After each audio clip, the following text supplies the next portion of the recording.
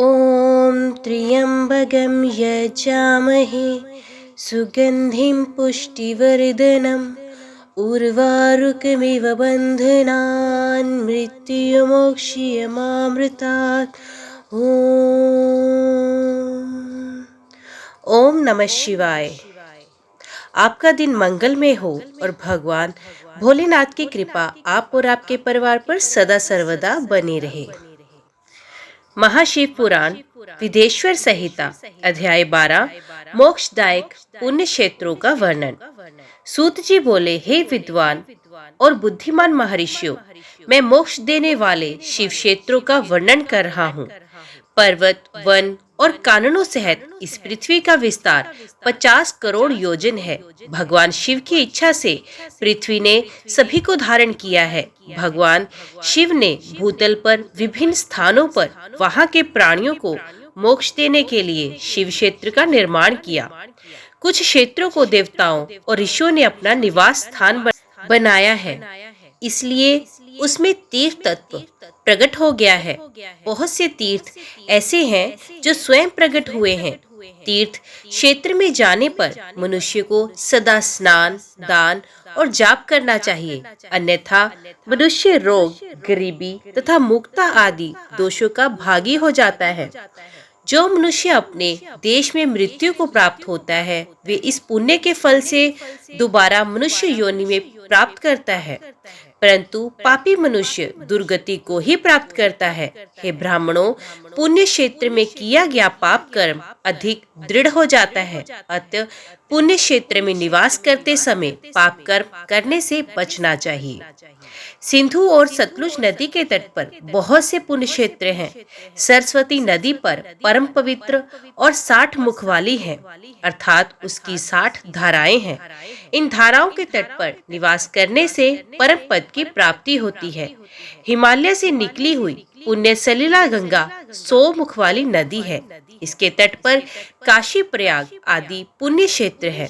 मकर राशि में सूर्य होने पर गंगा की तटभूमि अधिक प्रशस्त एवं पुण्यदायक हो जाती है। सोनभद्र नदी की 10 धाराएं हैं। बृहस्पति के मकर राशि में आने पर ये अत्यंत पवित्र तथा अभीष्ट फल देने वाली है। इस समय यहाँ स्नान और उपवास करने से विनायक पद की प्राप्ति होती है। पुण्य सलिला महानदी नर्मदा के 24 मुख हैं। इसमें स्नान करके तट पर निवास करने से मनुष्य को वैष्णव पद की प्राप्ति होती है। तमसा के 12 तथा रेवा के 10 मुख हैं। परम पुण्य में गोदावरी के 21 मुख हैं।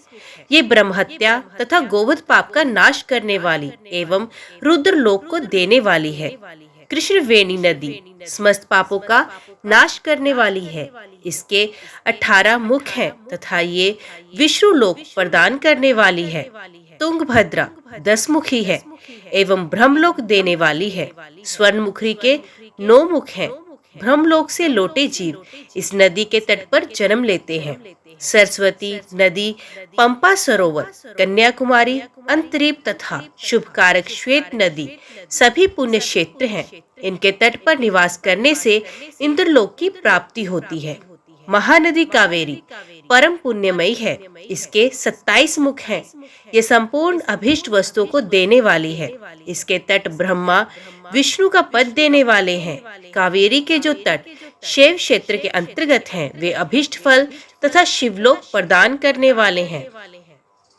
नैमिषारण्य तथा बद्रिका आश्रम में सूर्य और बृहस्पति के मेष राशि में आने पर स्नान और पूजन करने से ब्रह्मलोक की प्राप्ति होती है। सिंह और कर्क राशि में सूर्य की क्रांति होने पर सिंधु नदी में किया स्नान तथा केदार तीर्थ के जल का पान एवं स्नान ज्ञानदायक माना जाता है। बृहस्पति के सिंह राशि में स्थित होने पर भाद्र मास में गोदावरी के जल में स्नान करने से शिवलोक की प्राप्ति होती है। ऐसा स्वयं भगवान शिव ने कहा था। सूर्य और बृहस्पति के कन्या राशि में स्थित होने पर यमुना और सोनभद्र में स्नान से धर्मराज और गणेश लोक में महान भोग की प्राप्ति होती है। ऐसे महर्षियों की मान्यता है। सूर्य और बृहस्पति के तुला राशि में होने पर कावेरी नदी में स्नान करने से भगवान विष्णु के वचन की महिमा से अभीष्ट फल की प्राप्ति होती है। मार्गशीर्ष माह में सूर्य और बृहस्पति के वृश्चिक राशि में आने पर नर्मदा में स्नान करने से विष्णु पद की प्राप्ति होती है। सूर्य और बृहस्पति के धनु राशि में होने पर स्वर्णमुखी नदी में किया स्नान शिवलोक प्रदान करने वाला है। मकर राशि में सूर्य और बृहस्पति के माघ मास में होने पर गंगा जी में किया गया स्नान शिवलोक प्रदान करने वाला है। शिवलोक के पश्चात ब्रह्मा और विष्णु के स्थानों में सुख भोग कर अंत में मनुष्य को ज्ञान की प्राप्ति होती है।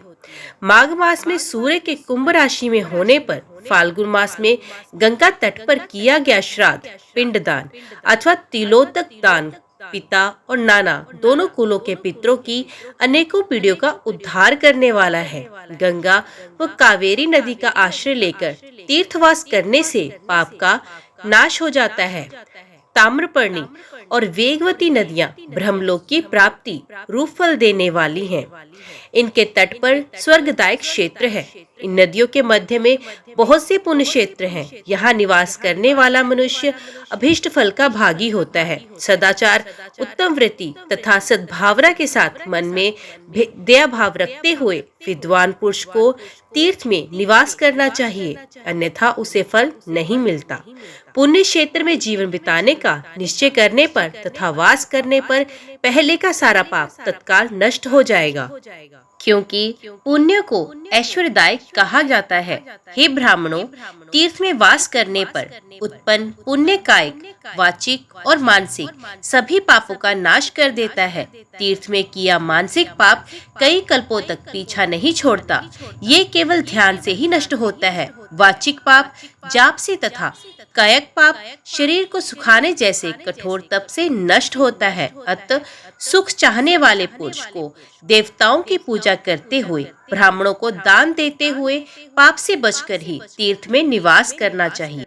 ओम नमः शिवाय, ओम नमः शिवाय, ओम नमः शिवाय, ओम नमः शिवाय, ओम नमः शिवाय, ओम नमः शिवाय, ओम नमः शिवाय, ओम नमः शिवाय, ओम नमः शिवाय, ओम नमः शिवाय, ओम नमः शिवाय।